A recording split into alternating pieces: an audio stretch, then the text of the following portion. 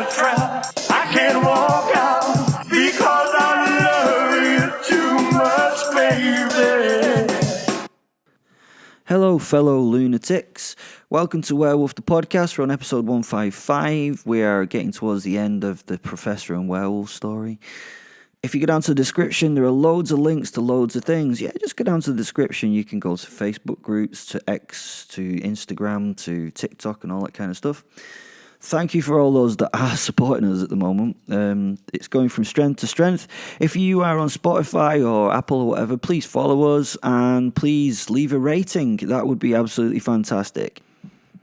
I'm on my knees on the damp tarmac. I'm held on my knees, sort of before the two of them. It's not obvious, but I'm fighting as hard as fuck. I'm fighting as hard as I can, but to no avail. I'm being overpowered by fuck all and fuck all I can see. And as you can imagine, this is really, really, really pissing me off. I've no choice. The god before me, yeah, God, a fucking blood god, told me to kowtow before him. I haven't got a clue what kowtow, or I didn't have a clue what kowtow was, so it made me sort of really difficult to do it at first. He got a little annoyed then and, well, no, he'd got really, really, really angry. God, I'm using a lot of reallys.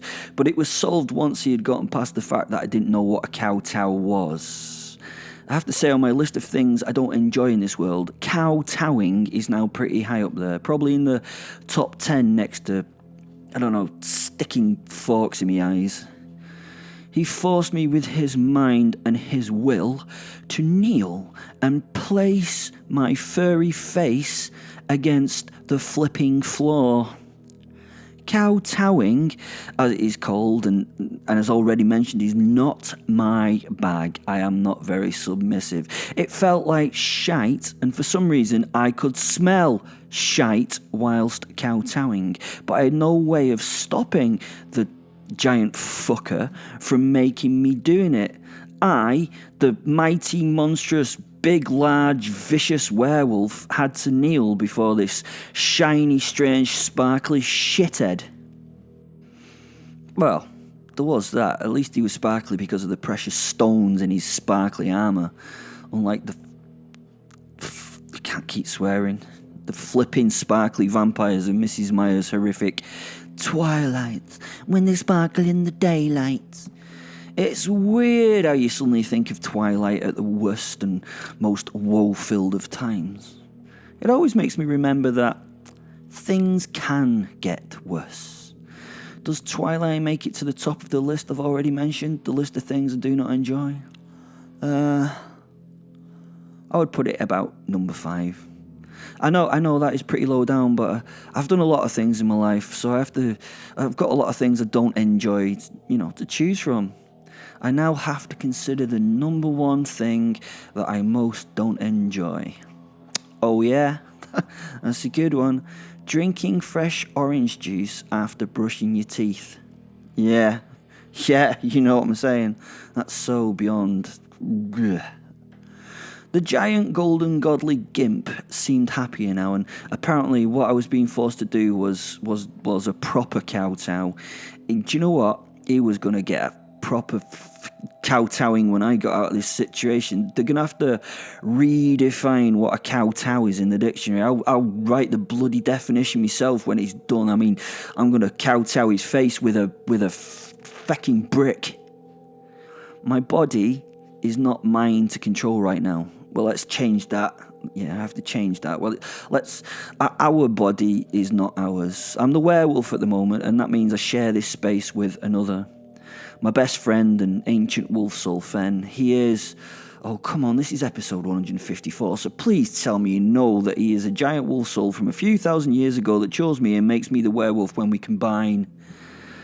Oh, that was good. I sort of described him anyways. Now, there is a lot of argument about the sight of the mind in philosophy. I don't know why. Where is it in the body? Is it even in the body? At this point, I really didn't give a shit, but the two of us that we recognised as the us bits seemed to have been crushed into what felt like a little bubble that we couldn't escape from. It didn't matter where it was, but we were in it. Fenny's not beyond bailing on me in shitty situations, and he couldn't leave. When I say bail, he tends to try and help in other ways once he leaves. It's not like he just fucks off. It's tough for him, though, as he has no, physical body, so he can't bash anybody or anything. Well, back to the point, sorry. He was being a bit ratty as he was trapped in here with me. Of course, the trappedness had its limits of trappedness. It would be shit for our captors if we could not know what was going on. What's the point of being horrible to us if we can't experience it? So the bastards had left us with our senses. All the other things like muscular function were taken away. We just had the use of the old nose, eyes, ears and touch, which was properly annoying because I really properly sensed, I needed a piss. I meant to the point where it's super sore, but I couldn't let it go. I'm not beyond taking a piss wherever I am if I really need it. I'm not rude or horrible. I will try to find a place where I can relieve myself without an audience. But if pushed, I will urinate anywhere. And I mean anywhere. Now, I tried to open the sequence of sphincters to allow the piss to flow, but none would come. Dickhead god bastard. I need a wee break. Is that not in the Geneva Convention or something? You need to let us have a piss. This golden, gormless godhead needs to get up to date. Never mind the fucking rules behind GDPR and shit. Piss breaks are important. The other thing that was pissing me off, the other thing that was pissing me off a lot was that the three Valkavians, the Valkans, the big giant animal-featured fuckers were back and wandering around in a smug manner as though nothing had happened. Twats. I had killed the ibis-headed giant and the prof had overkilled, it was a bit gruesome, the antelope-headed fucker. I had to remember to talk to him about that afterwards. I think he's got some anger issues. And he'd also killed the lion-headed bastard. But they were back, being all smug and swaggery and patronising. There was going to be some kowtowing going to happen to all these cunts. It would be my definition of kowtowing when and if they let me move. The professor was on his knees next to me. His helmet was off his armour. Please, just go and listen to some earlier episodes, as this will mean that half of this episode will not be taken up with me describing again what I've described several times. This is as much as you're going to get. He wore demon-smithed black field armour. No, that's not really enough. I have to add that it was, really, really cool. I know some writers don't like using adverbs and adjectives, but sometimes they're really, really required, while sometimes they're really, really not. Sorry, Mr. King, I would like an adverb or two now and again, if that's okay. I know you don't. Maybe that's why you're rich and famous and stuff, and I'm still, not. Where was I? Oh, okay, yeah. I'm sorry, these mental wanderings often put me in places that I cannot figure out how I got to. Oh, I was talking about the professor. He was kneeling next to me. I could just see him if I squeezed my eyes to the very corner of my orbit. He looked like he was having a great time. It was bizarre to see him kneeling there and smiling.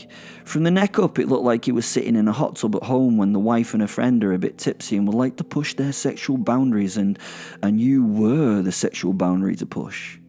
People keep asking me to make these stories a little more sexual, so there you go. I mentioned the concept of a threesome. Gosh, aren't I crazy? I was wondering why he was smiling. I mean, this was not a time to be smiling. I was fucking kowtowing. The power that was holding my cheek to the wet road suddenly let me raise my head and sit back on my cramped haunches. Remember, at this point, I'm an 8-foot-tall black werewolf, often described as a fiery-eyed furry tank. The fact that these magical mofos could hold such a beast was pretty terrifying, but I was a little relieved to be able to stop the fucking cow fucking towing. It's not comfy for the ego, nor the body, to be honest. I turned my wolfine head now to the giggling professor. I'd been confused at first at his mirth, but now I had to know what he found so amusing. I couldn't ask him, though. I was in me monster form, and the voice box that came with this particular year's model didn't really allow for the smooth use of language. He giggled again and then turned towards me. I'm sorry, old chap. I mean, it's not funny, but I do have to point out that where your face hit the floor, there was a little lump of dog plop, and now some of that's on your left eyebrow. I was going to make a joke about you being some sort of shithead, but I don't think it's an appropriate juncture. Maybe we'll laugh about this when we look back on this in a few years' time. What do you think? Maybe. He smirked, and then his features became hard and very serious. Ah, that explains the earlier smell of poo. The gigantic golden god stood before us. It was a dark, dreek evening, as the Scots say. The proper fine rain was falling, that, proper fine rain. You know, the type that Peter Kay tells us gets you wet right through. It was the least of our worries, but for the description of the dreek dark night, I thought it might be a valuable addition to the story. I suppose it's not, though, eh? I mean, it's going to have real no impact on the story as a whole, but it makes the scene feel a little bit more miserable, which it was. Miserable, I mean. The scene, that is. There was only silence. It was like proper silence. You know, the kind of silence that's so fucking loud that it's deafening. Something was swallowing noise from the world, and you could almost hear that thing negatively sucking up the noise. The giant helmeted warrior moved forward. His gold armor was a layer of liquid metal that ran over the surface of his skin. As he got close, I saw that what I thought was the work of an armorer was actually the giant body that the liquid coated. Every muscle was defined on him as though he'd never heard of the term body fat. Why would he have heard of the term body fat? I mean, he's a vampire, so he can't look in the mirror and get distressed and suffer from, body dysmorphia, can he? How do vampires always look that good if they can't use mirrors? I know it's a commonly asked question, but it's actually, pretty valid, isn't it, Shit, another digression. Sorry. Even at this distance, as he moved, I could see the striations of his muscles as they worked, flowing with the liquid metal over the surface of the 16-foot-tall man. He was pretty tall. On the arm were thousands of faceted precious stones. I assume diamonds and sapphires and emeralds swirled around on him. It was truly mesmerizing, and I could focus on little else as he moved. A bit ostentatious, what? Simon said next to me. Colour me impressed, though. He continued with his eyes on the god as he nodded his approval. The giant silently walked to the professor and had to take a knee before him to reach down and cup the man's chin delicately in his massive hand. I have heard much of you, friend Simon. You are a mere man, yet you have changed this world in many ways over the centuries you have lived. You are a protector of those most hunted and hated in this world, those that are the most different. You have been forced to take on the job of savior, and you are exceptional at that job, although I can see in your heart of hearts, that pitch dark heart that you hate the work you do. He took his hand from supporting Simon's chin, which fell to the man's chest. Simon looked absolutely exhausted. I don't know if it was just from this simple encounter. The god must have been exerting some kind of power over him. The giant then rose from kneeling and turned his back to the man, taking a couple of steps away from him to turn and stand next to his mother once more. Why do you do this? The giant asked. The question was genuine, and there was no tone of mockery to it. Is it not the sign of a deranged mind? He asked. And then the professor spoke. You accuse me of deranged behaviour, but do you have the right to judge? To tell me what is reasonable and therefore what is not? I have fought the shadows. Those shadows that humans see out of the corner of their eyes. He smiled. Faced those hate-filled faces that laugh at them in their worst nightmares.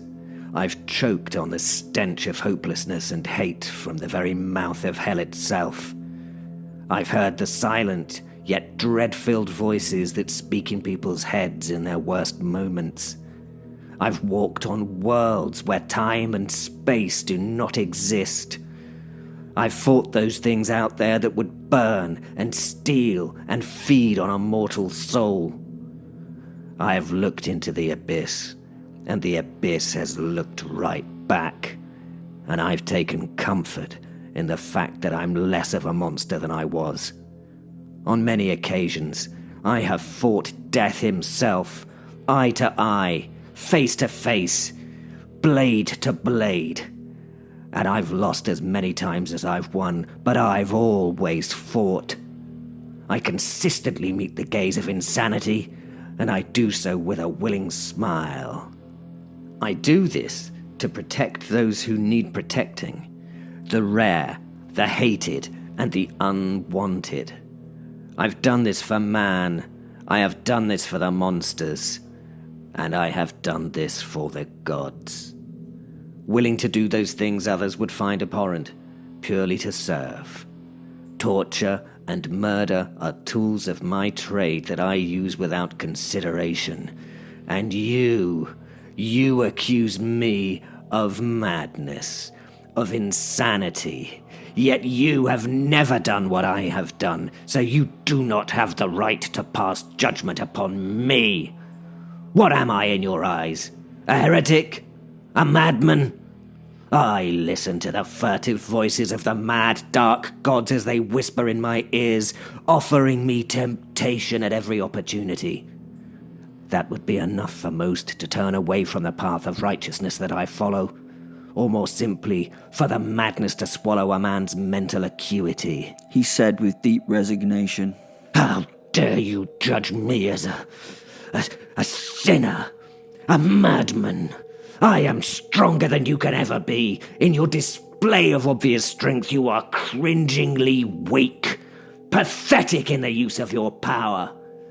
Compared with you, I have none. Yet I will destroy you.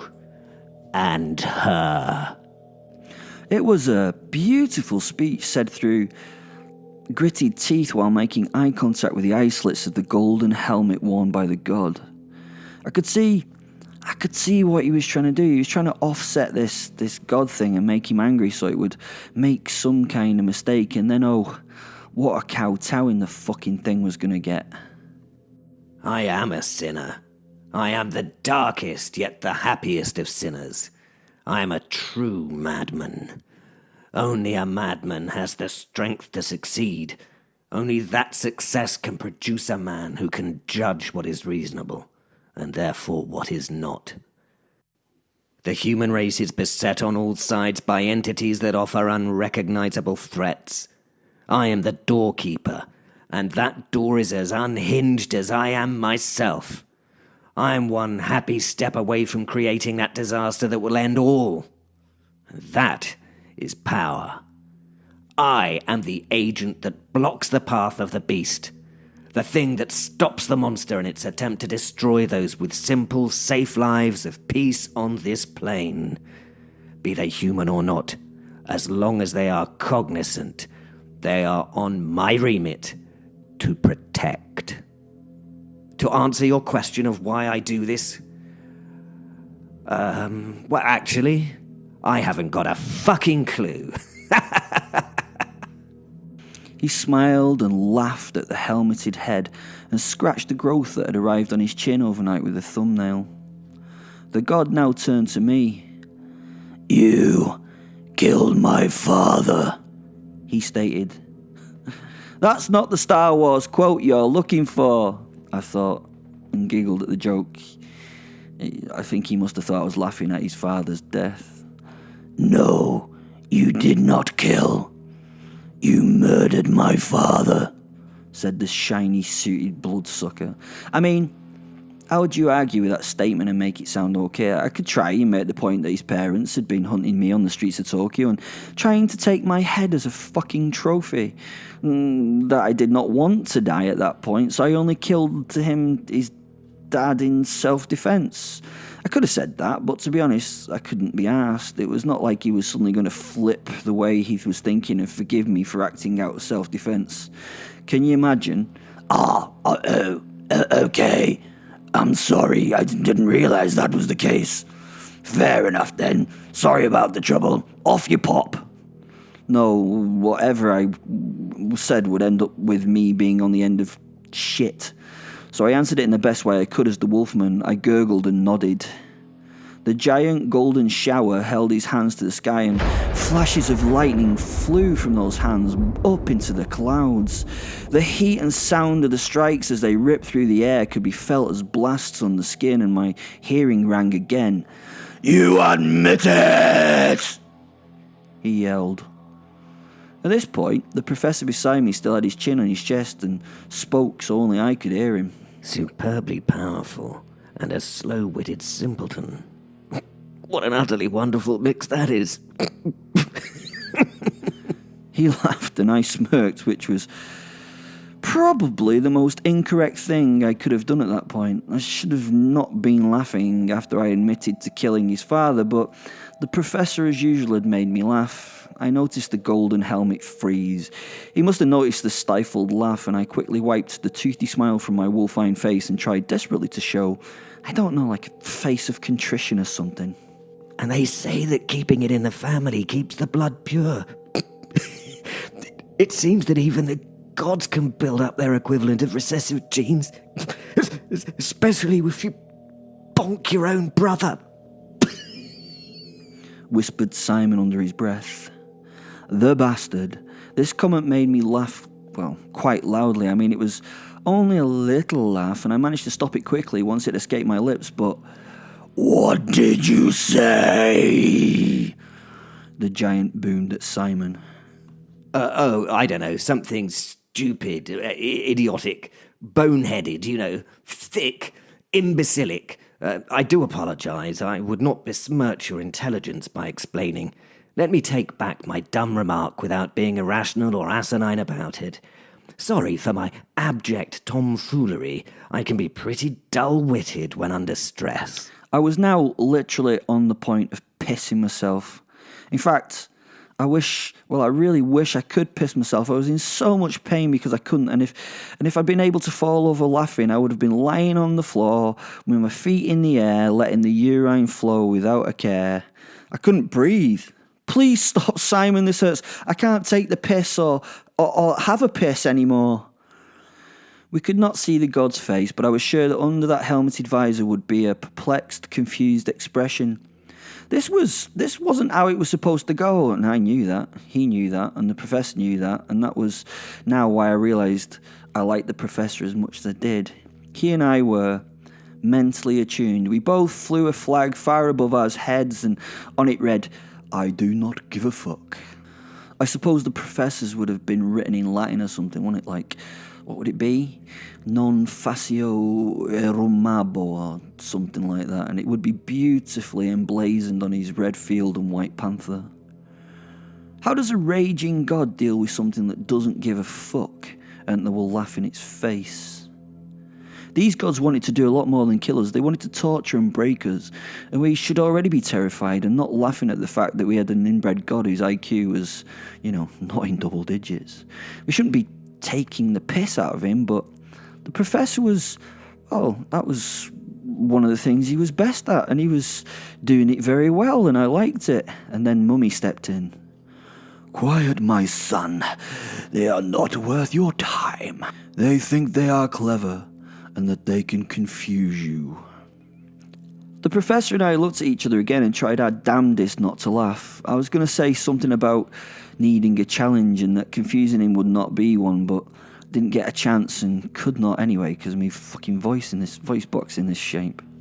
The son stepped forward. Simon had done just what he wanted and wound the god up to the point where he wasn't thinking clearly. Not that he probably could think very clearly, bless him. I will smite thee most righteously. I will smite them, mother. I will cut the skin from their flesh and make them walk into the hot sands of the desert.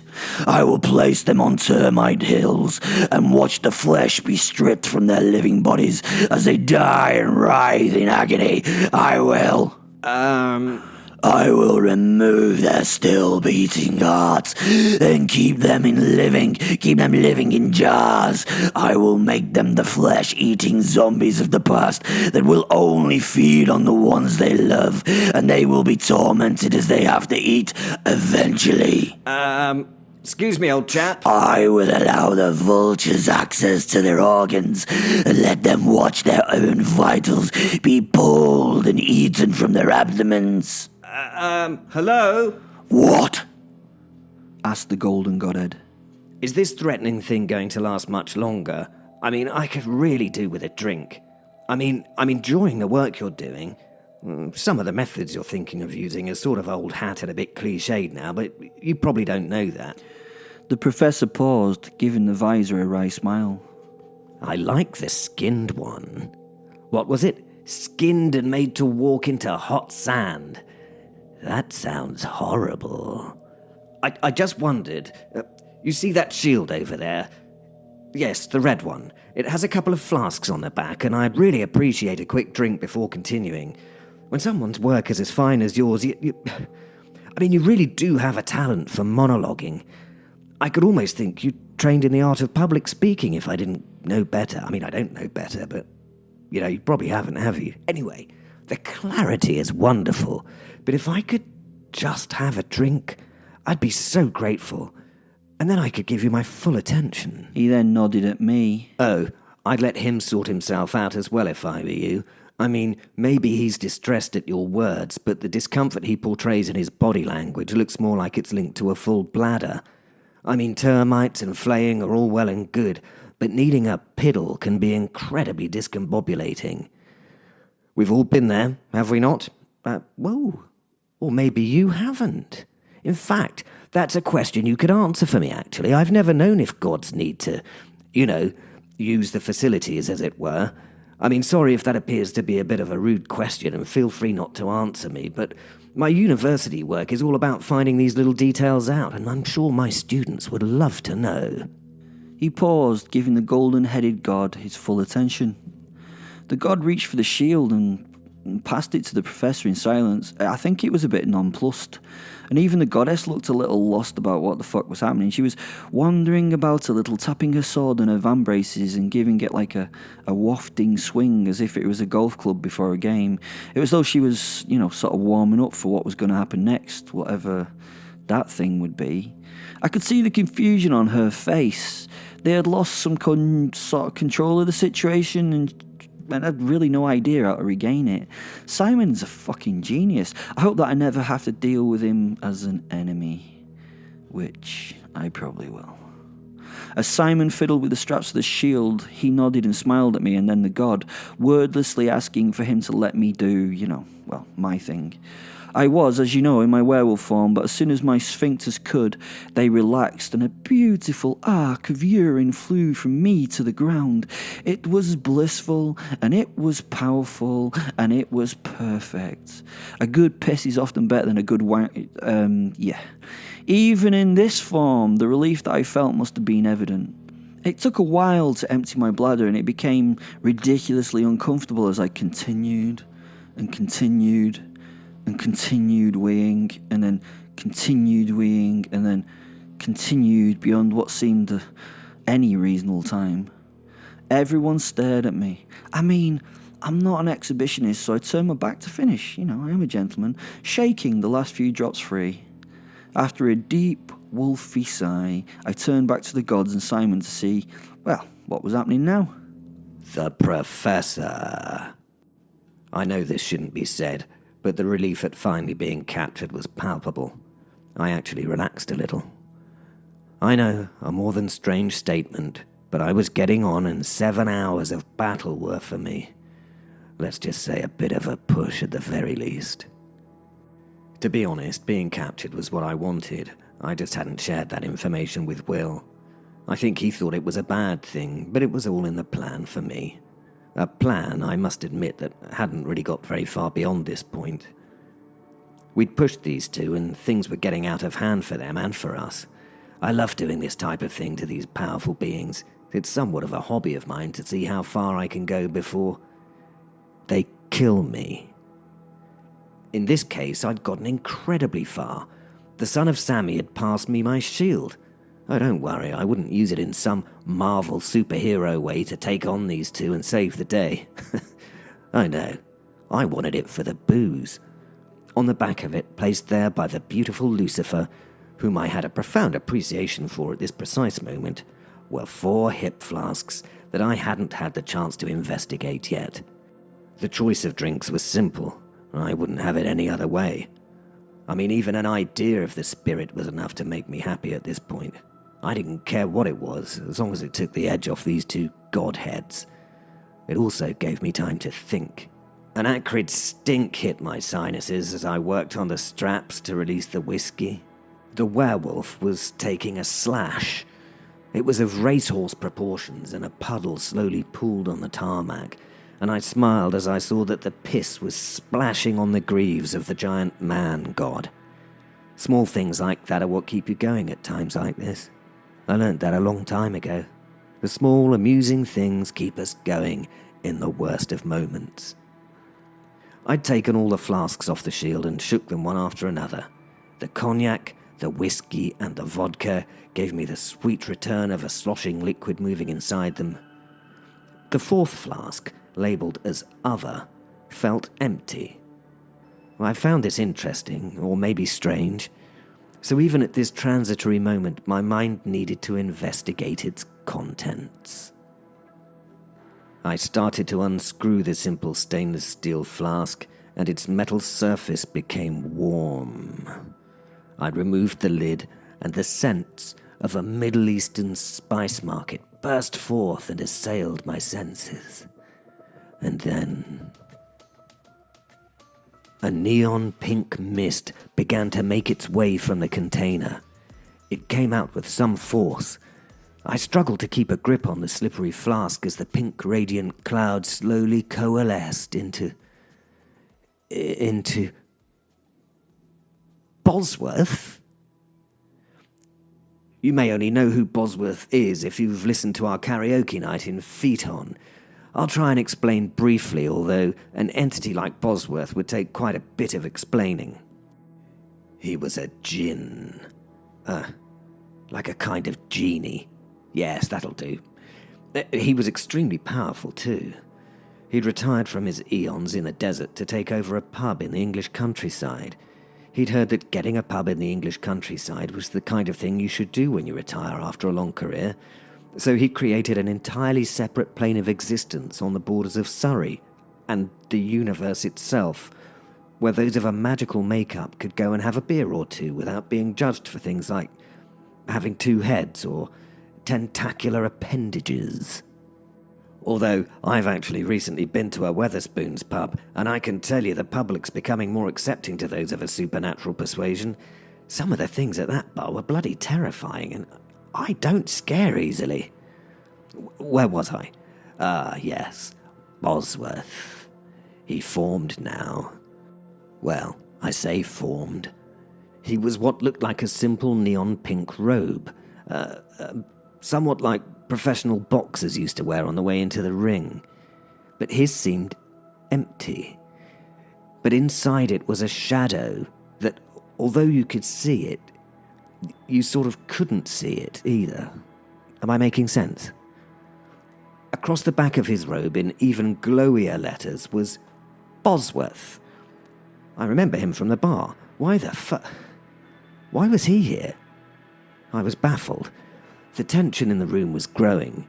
Was this going to be a battle between the gods and the djinn? The djinn? Wait.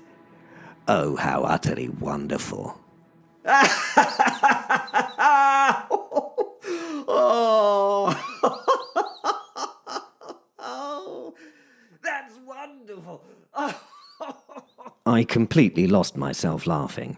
The joke was incredible, to be honest, and I just couldn't cope. I was lucky I was already kneeling. Yet again, it was one of those wonderful small moments in which I realized the world could not be taken too seriously. Finally, I agreed with the ideas held by the existentialist philosophers. Life really was ridiculous. Everything, at its basis, was ridiculous. When I say I lost myself laughing, I can only think that in modern parlance I would say something like, "Bruh, I totally lost my shit, yeah?" A bizarre but appropriate description of what I was going through right now. Everyone stopped. Everything stopped. Everyone started to look at me as I laughed heartily and out of control. I mean, it was a brilliant joke. Just incredible. "Lucy," I tried to say, the laughter stopping me. I tried again. "Lucy gave me whiskey." I lifted the flask. She gave me cognac." Wait a minute. More laughter from myself and nobody else. "She gave me whiskey and cognac and vodka and da gin. Get it? Gin. Oh, come on. Gin. It sounds exactly like..." And here we are again at the end of an episode. Thanks to all that helped. Greg, in the role of the Professor, as always, and some people who helped us out with some sound effects and stuff. Thanks for finding those for me. You are great. Again, go down to the description. Do things. Go on, it's great. You can be part of the Lunatic Pack if you come down to Werewolf Podcast Group. And of course, what is it I always say at this point? Testicles. No, it's not testicles, is it? Definitely not testicles. Well, that's it. I love you very much. Bye. We're caught in a trap. I can't walk out.